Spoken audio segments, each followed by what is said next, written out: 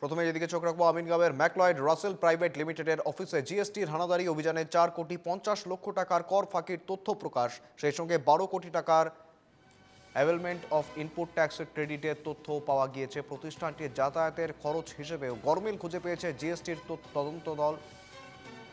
এই খবর লেখা পর্যন্ত চলছে অভিযান। প্রতিষ্ঠানটির তদন্ত দলকে বিশ্বাসযোগ্য নথিপত্র দেখাতে পারেনি। কলকাতার এই প্রতিষ্ঠানটি অসমের বৃহত্তম চা উৎপাদন কোম্পানি। সারা অসমে 30টিরও বেশি চা বাগান রয়েছে প্রতিষ্ঠানটির। মনোজ কুমার দুরিয়ার নেতৃত্বে একটি দল অভিযান চালাচ্ছে। বিস্তারিত জানবার সঙ্গে রয়েছেন প্রতিনিধি সুকল্যাণ রাজখোয়া। সুকল্যাণ, কার্যত 4,50,00,000 টাকা কর ফাঁকি দেওয়ার তথ্য সামনে আসছে, কি রয়েছে বিস্তারিত আপডেট? কালি জিএসটি বিভাগে আমিনগাঁৱৰ এটা অভিযান চলাইছিল আৰু আমিনগাঁৱে এটা চাহ কোম্পানীক অভিযান চলাইছিল আৰু বিশেষকৈ গুৱাহাটী মহানগৰীৰ লগতে ৰাজ্যৰ বিভিন্ন প্ৰান্তত জিএছটিয়ে ধাৰাবাহিকভাৱে অভিযান চলাই আছে। কাৰণ বহু কোম্পানী তেওঁলোকে ব্যৱসায় ক্ষেত্ৰত যিধৰণে জিএছটিৰ জৰিয়তে তেওঁলোকে লেনদেন কৰিব লাগে বা জিএছটি ফাঁকি দি তেওঁলোকে লেনদেন কৰে, এনেকুৱা ধৰণৰ তথ্য জিএছটিৰ হাতত আছে। জিএছটিয়ে সেই এখন তালিকা বনাইছে যিসমূহ কোম্পানীয়ে গোটেই এই কাৰবাৰটো চলাই আছে বা জিএছটি ফাঁকি দি আছে।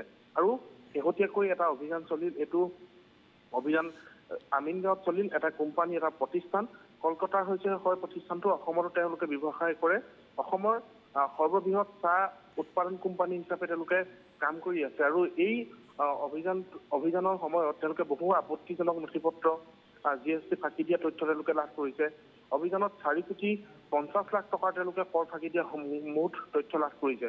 আৰু ইয়াৰ যিসমূহ তথ্য, সেই তথ্যসমূহ বিচৰা হৈছে। আৰু তথ্য তেওঁলোকে দিবলৈ বাকী আছে, তেওঁলোকক বিচৰা হৈছে, কিন্তু সেই তথ্যসমূহ তেওঁলোকে এতিয়ালৈকে যোগান ধৰিব পৰা নাই। গতিকে অভিযান তেওঁলোকৰ চলিব। তেওঁলোকে সময় বিচাৰিছে, সেই সময়ৰ ভিতৰত নিৰ্দিষ্ট সময় বান্ধি দিছে। তেওঁলোকে সেই তথ্যসমূহ তেওঁলোকক দিবলৈ তেওঁলোকে অনুৰোধ কৰিছে, কিন্তু সেই তথ্যসমূহ দিব পাৰে নোৱাৰে পৰৱৰ্তী সময়ত লক্ষণীয় হ'ব। কিন্তু এই মুহূৰ্তত এক বৃহৎ পৰিমাণৰ তেওঁলোকৰ পৰা নথিপত্ৰ জব্দ কৰিছে, য'ত 4,50,00,000 টকাৰ এই কৰ ফাঁকি দিয়া তথ্য ইতিমধ্যে লাভ কৰিছে। একেবাৰে অনেক ধন্যবাদ সুকল্যাণ।